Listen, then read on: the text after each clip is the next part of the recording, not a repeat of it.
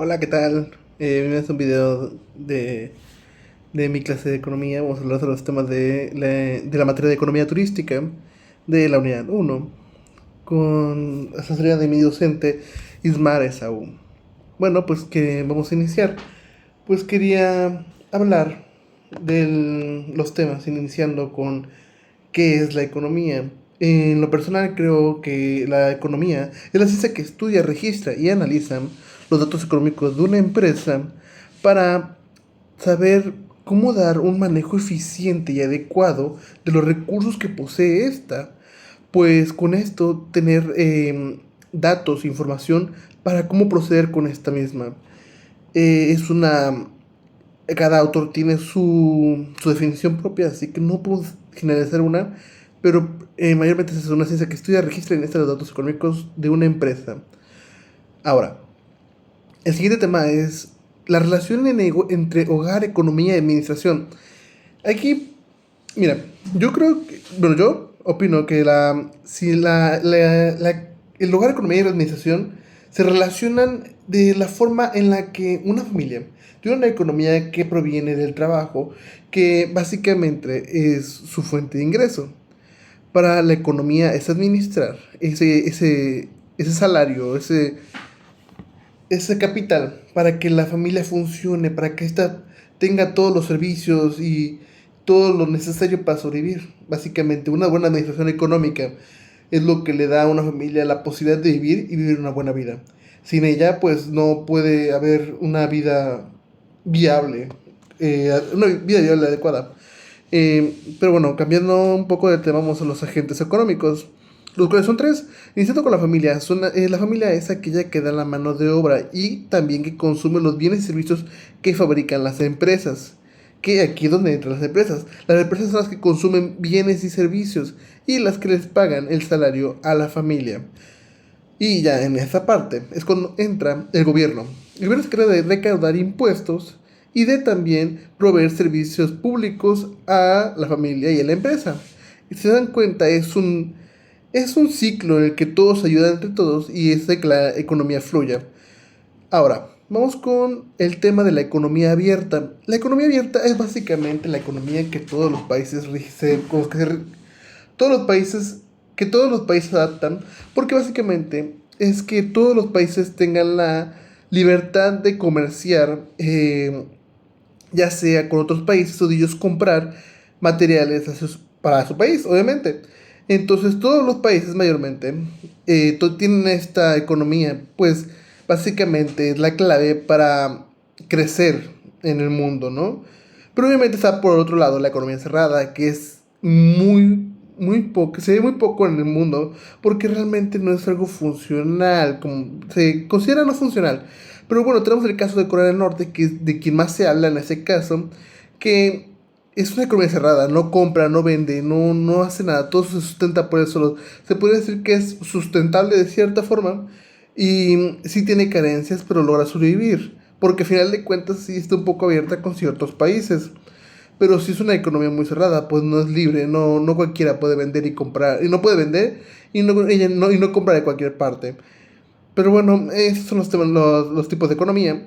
Ahora vamos a hablar de la macroeconomía y la microeconomía. De la macroeconomía es aquella rama de la economía que en base al PIB, la inflación y la tasa de desempleo se encarga de estudiar la economía de países o hasta puede llegar a estudiar la economía mundial.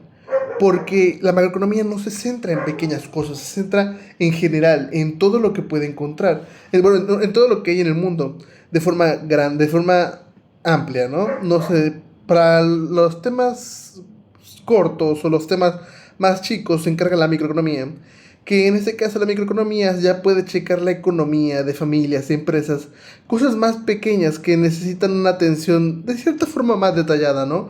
Más detallada y no es tan grande como la economía de un país. Para con eso tener una toma de decisiones adecuada.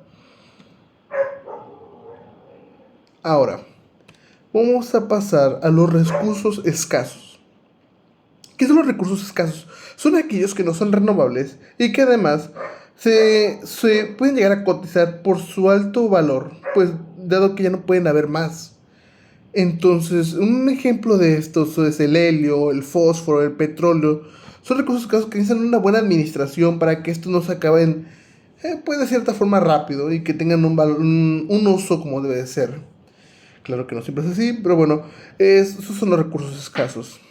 Ahora vamos con costos de oportunidad. Los costos de oportunidad, el costo de oportunidad, mejor dicho, es básicamente, supongamos, les doy un ejemplo más fácil.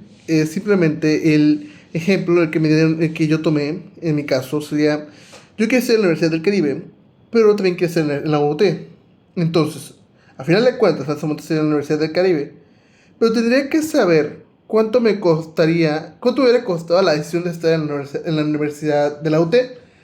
Porque así puedes decir, no, pues mira, me tardo más en trasladarme a la UT, gasto más en pasaje, en gasolina, y además gasto más tiempo por los trayectos.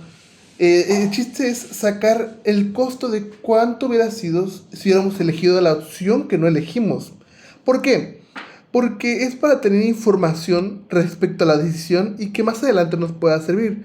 Por ejemplo, que digamos, no, pues quiero estudiar una maestría. Ah, pues ahora ya sé cómo sacar el costo de la opción que no voy a tomar, o bueno, de la opción que voy a tomar para saber cuál de las dos me conviene, ¿no? Entonces el costo de oportunidad básicamente es eso. Es sacar el costo de la opción que no tomamos y y ver si tomamos la decisión adecuada o la incorrecta en todo caso. Pero ya la tomamos. Pero por eso es necesario saber, tener precedentes de cómo se toman las decisiones. Ahora, vamos con la clasificación de bienes. Esto es todo muy interesante, pues se divide en tres divisiones, ¿no? Bienes de consumo, intermedios y de capital. Los de consumo básicamente son los finales, que son como teléfonos, zapatos, muebles, refrescos, medicina, todo lo que ya está hecho para que consumamos directamente. Y estos están hechos con los bienes intermedios, que son aquellos como la materia prima, por así decirlo, de estos productos, el acero, el vidrio, toda la materia prima, madera, papel, cobre, plástico, son todos aquellos estos que se encargan de hacer los bienes de consumo. Y por último tenemos los bienes de capital, que en este caso son aquellos bienes que se encargan para la fabricación de de los bienes de consumo. Es decir, por ejemplo, en la foto que tengo en el video, es la fabricación de automóviles. Se dan cuenta que obviamente el bien de consumo es el automóvil, el bien de intermedio es el metal, el vidrio con el que se hace el automóvil, y el bien de capital son las máquinas, la infraestructura de la fábrica. Ese es el bien de capital, es todo lo que nos ayuda para transformar los bienes intermedios en bienes de consumo. Ahora, la especialización. ¿A qué se refiere la especialización? La especialización se refiere a cuando tú te centras en solamente hacer algo y hacerlo bien. Esto es un ejemplo para que sea más práctico. Es el Estado de México. El Estado de México se especializa básicamente en la industria automotriz. De hecho, hay muchas universidades en el Estado de México que se encargan de dar la ingeniería automotriz. ¿Por qué? Porque hay muchas fábricas de automotrices. Entonces, el Estado de México podemos decir que se encarga, es la especialización de, eh, de fábricas automotrices.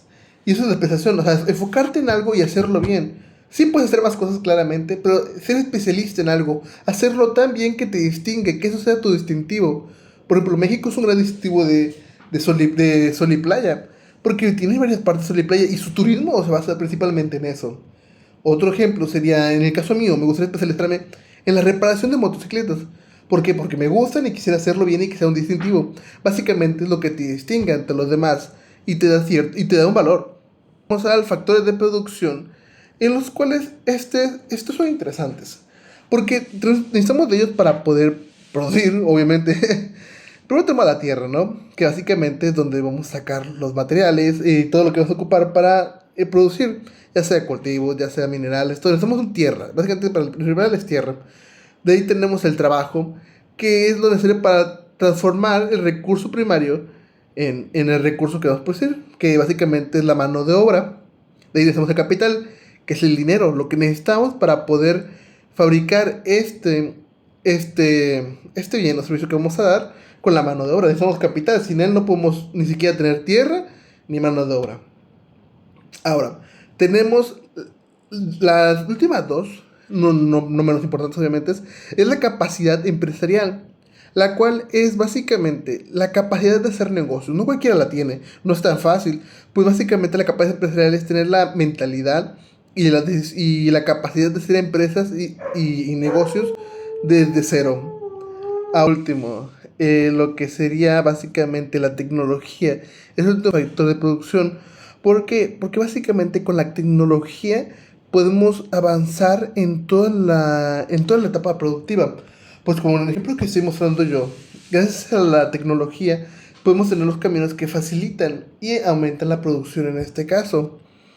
De ahí, como por siguiente tenemos, la función de producción es aquella que nos demuestra lo que puede hacer una empresa con sus recursos que tiene actualmente, o sea, la capacidad máxima. ¿A qué me refiero? Digamos, una empresa fabricadora de refrescos tiene cierta cantidad de trabajadores y cierta cantidad de máquinas. ¿Cuánto es lo máximo que puede producir esta en un tiempo determinado? Digamos, 1000 botellas por hora. Eso es capacidad máxima. Si ocupado todos sus trabajadores, su máximo hasta el máximo por ciento. Esa es la función de producción, porque nos demuestra lo máximo que podemos alcanzar. Ahora, lo que tenemos ahora es básicamente la ley de rendimiento marginal. Ese es un tema muy interesante, porque realmente yo personalmente no lo entendí la primera. Pero con un ejemplo que queda más, creo que queda más fácil de entender. El ejemplo que yo tengo aquí es de unas máquinas que limpian hectáreas, que limpian 2 hectáreas por día, ¿ok? Ahora, eh, básicamente la ley de rendimiento marginal dice que no siempre aumentando un factor hace que aumenten los demás. Porque, por ejemplo, en las máquinas sí, cada máquina limpia 2 hectáreas. Si se dan cuenta, mientras más máquinas agregamos, van aumentando las hectáreas que se van a limpiar. Pero hay un momento entre la 5 y sexta máquina en el cual ya no se limpian más hectáreas. Porque ya no hay más hectáreas. O sea, por más que agreguemos máquinas, ya no se van a seguir agregando más hectáreas, ya no se van a limpiar más. Porque ya no tenemos más hectáreas. Tenemos las mismas hectáreas, pero más máquinas. Entonces, hay un momento en el que ya no aumenta. De hecho, los días para limpiar 10 hectáreas, se dan cuenta, llega a aparecer uno y uno ya, porque ya no hay más, ya no hay forma de que siga creciendo más si no hay un aumento de hectáreas. Entonces, digamos, si nos sirven 5 máquinas, pero ya meter 6 7 u 8 ya no van a aumentar la cantidad de hectáreas que vamos a limpiar, porque van a seguir siendo las mismas. Esa es la ley de rendimiento marginal. Hay un momento en el que, como se ve en la gráfica, sube la producción, pero hay un momento en el que se estanca, porque necesitamos seguir aumentando los demás factores para que esto pueda seguir subiendo. Si no, básicamente se queda estancado. Eso es la ley de rendimiento marginal. Bueno, yendo con los últimos temas, vamos con lo que es una teoría. Es una explicación que busca entender y justificar por qué ocurre un fenómeno o un hecho, dando una razón o una causa. Con esto entramos a las teorías económicas, las cuales son básicamente aquellas que explican cómo funciona la economía, es decir, cómo se producen, distribuyen y consumen los bienes y servicios de una sociedad, básicamente, cómo funciona la economía, ¿no? Así que en esto entramos a las teorías económicas, en las cuales es una muy bonita línea del tiempo, el cual vamos a hablar de ella, lo cual sería iniciando con las teorías económicas. Hablamos de la comunidad primitiva, en la cual obviamente no existe el dinero, no existía algo para que valiera como tal un papel, y era básicamente al trueque y la fuerza, y no había algo que regulara como era el trueque. Entonces tenemos el modo cíclico de producción que inicia el sistema tributario y es el control de la economía, que es básicamente como los impuestos de ahora, pero más a la fuerza, ¿no? Por decir de esa forma. Esclavismo, pues su nombre lo dice, el esclavismo es a base de esclavos, los esclavos hacían trabajos y los dueños de esos esclavos pues conseguían bienes a cambio del trabajo de ellos. Y fue una época muy fea, pero bueno, esta duró más hasta el siglo XIX, pero por fin de el tiempo lo pusimos en 500 antes de Cristo y 500 después de Cristo. Ahora tenemos el feudalismo, que es básicamente como la economía moderna, más o menos, no sé cómo decirlo. Pero básicamente era como, ven que se representa mucho a castillos donde había trabajadores y... ¿Cómo se llaman estos? Ejército. En esto, pues habla de que básicamente los reyes tenían un ejército, ¿no? Este ejército era para proteger a los agricultores y en agradecimiento a los agricultores le daban una parte, pues, de lo que realizaban, ¿no? Pues básicamente era como un beneficio mutuo, teóricamente, ¿no? De aquí tenemos el mercantilismo, que es como uno de los primeros pasos de la economía moderna, que es básicamente la economía se basa en la venta y compra de bienes y, y que con la acumulación de metales preciosos, básicamente algo muy parecido a la realidad, pero más sencillo, ¿no? Más yendo hacia el comercio con otros lugares cercanos. Aquí tenemos la fisiocracia. Propone que la economía debe autorregularse sin intervención del gobierno. Eso sí es muy... Ya se ha visto, ¿no? Se ha visto algunas ideas que también tienen eso, pero es básicamente que la economía avanza por su propia mano y que y esto nos tiene que regular. Su autor principal fue Francois Quesnay. Y en el mercantilismo su autor principal fue Jim Bodin y Thomas Moon. De aquí tenemos la etapa clásica, en la cual su autor principal, obviamente, es Adam Smith, en la cual explica que la mano invisible regula el mercado. ¿A qué se refiere con mano invisible? Se refiere a que cada persona tiene ¿cómo decirlo? Su gusto propio, su necesidad propia, y con eso busca la forma de conseguirla. Entonces con esto, aunque no se dé cuenta, buscando su beneficio propio, está dándole una mano a la economía y está logrando hacer que la economía fluya, pues con lo que él hace apoya la demás economía. De aquí tenemos el marxismo. Es algo muy conocido, muy resonado en estos tiempos, que está mal comprendido. Realmente el marxismo es es interesante de comprender, es un tema muy largo, pero básicamente critica el capitalismo y busca la igualdad de la distribución de riqueza. ¿A qué se referencia?